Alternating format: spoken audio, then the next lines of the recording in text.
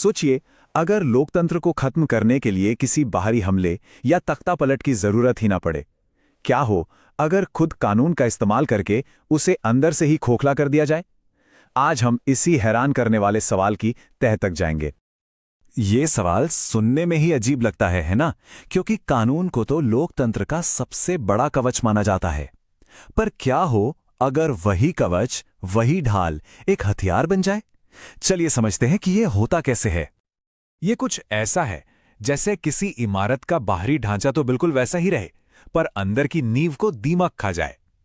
बाहर से देखने में सब कुछ ठीक ठाक लगता है, लेकिन असल में लोकतंत्र अंदर से खोखला हो चुका होता है।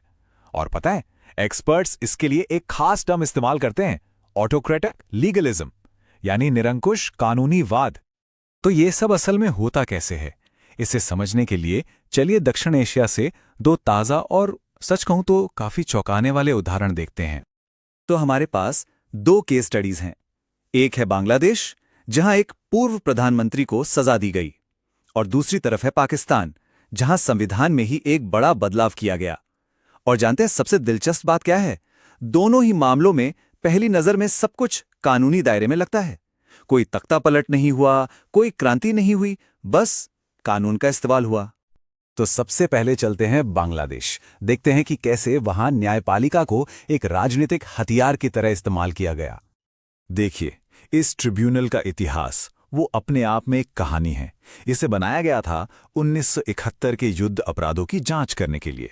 एक बहुत नेक मकसद था, लेकिन हाल ही में इसी ट्रिब्यूनल का इस्तेमाल हुआ पूर्व प्रधानमंत्री शेख हसीना पर मुकदमा चलाने के लिए। और विडंबना देखिए, ये वही शेख हसीना है जिन्होंने इस ट्रिब्यूनल को फिर से जिंदा किया था।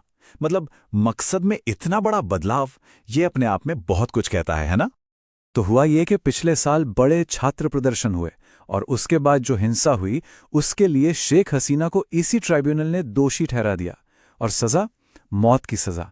इससे अंदाजा लगाया जा सकता है कि मामला कितना संगीन था और दांव पर क्या कुछ लगा था। अब देखिए, अगर ये मुकदमा पूरी तरह निष्पक्ष होता तो ये लोकतांत्रिक जवाबदेही का एक शानदार उदाहरण बन सकता था, लेकिन ऐसा था नहीं। जो अंतर्राष्ट्रीय पर्यवेक्षक थे उन्होंने उसमें बहुत गंभीर खामियां पाईं। सोचिए, हसीना को अपनी पसंद का वकील तक नहीं करने दिया गया, उन्हें सबूत पेश करने का मौका नहीं मिला, और तो और जो वकील अदालत ने दिया उसने उनसे मिलने तक की जहमत नहीं उठाई। सब कुछ सुनकर ऐसा ही लगता है मानो फैसला तो पहले ही लिखा जा चुका था। और यही वो स्थिति है जिसके बारे में एक्सपर्ट्स कहते हैं कि कानून सिर्फ एक दिखावा बनकर रह जाता है। मतलब बाहर से देखने पर सब कानूनी है, एक अदालत है, मुकदमा चल रहा है, फैसला भी आ गया, लेकिन जो न्याय की आत्मा है, जो निष्पक्षता का सिद्धांत है, वो कहीं है ही नहीं। ठीक है, तो ये तो थी बांग्लादेश की बात। अब चलते हैं पाकिस्तान। यहां मामला थोड़ा अलग है। यहां न्यायपालिका को इस्तेमाल नहीं किया जा रहा, बल्कि यहां तो खेल और भी बड़ा है। यहां सीधे संविधान को ही बदलकर पावर का बैलेंस बिगाड़ा जा रहा है। तो सामने लाया गया है पाकिस्तान का 27वां संशोधन, और इसे पेश कैसे किया जा रहा है? एक जरूरी सुधार के तौर पर। लेकिन अगर इसकी गहराई में जाएं तो असली मकसद कुछ और ही नजर आता है। इसका असली मकसद है देश में पावर के बैलेंस को हमेशा हमेशा के लिए सेना के पक्ष में झुका देना। तो इस संशोधन में सबसे बड़ी बात क्या है? वो है एक नया पद, चीफ ऑफ डिफेंस फोर्सेस। और ये कोई मामूली पद नहीं है। ये पद हमेशा के लिए आर्मी चीफ के पास रहेगा। इसका मतलब ये हुआ कि वो संवैधानिक तौर पर नेवी और एयरफोर्स के चीफ से भी ऊपर हो जाएंगे। जरा सोचिए, पूरी मिलिट्री की पावर एक ही इंसान के हाथ में आ जाएगी। तो जो नया पावर स्ट्रक्चर बनेगा वो कुछ ऐसा दिखेगा।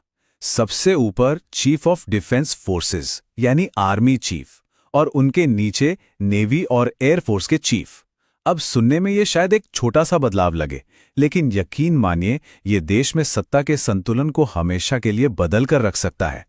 और ये बदलाव सिर्फ सेना तक ही सीमित नहीं है। नहीं, इसका असर न्यायपालिका पर भी पड़ रहा है। कैसे?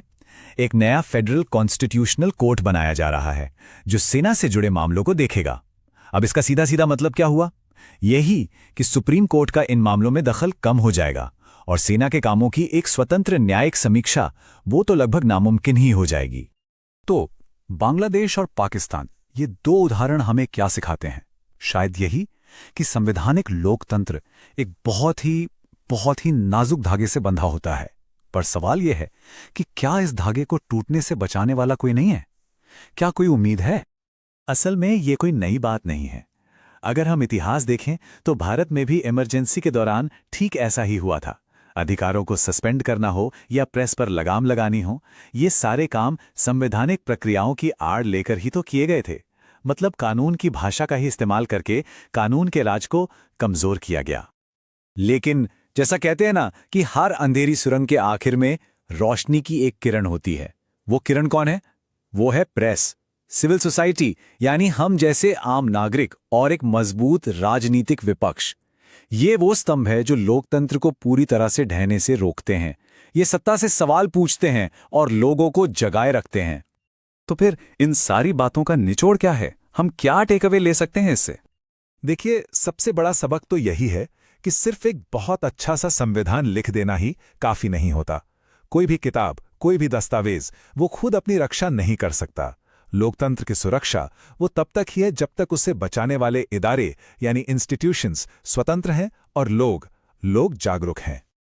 और यहीं पर आती है सबसे बड़ी चेतावनी कि संवैधानिक सुरक्षा सिर्फ तब तक है जब तक सतर्कता है। जिस दिन हम नागरिक सतर्क रहना छोड़ देंगे, जिस दिन संस्थाएं अपना बैलेंस खो देंगी, बस उसी दिन हमारी रक्षा के लिए बनाया गया कानून हम पर ही जुल्म ढाने वाला एक हथियार बन जाएगा। तो जाते जाते बस एक सवाल कि जब संस्थाएं खुद अपना संतुलन खो बैठें, जब लोकतंत्र के रक्षक ही भक्षक बन जाएं, तो फिर लोकतंत्र को बचाएगा कौन? इस सवाल पर सोचना आज शायद पहले से कहीं ज्यादा जरूरी हो गया है।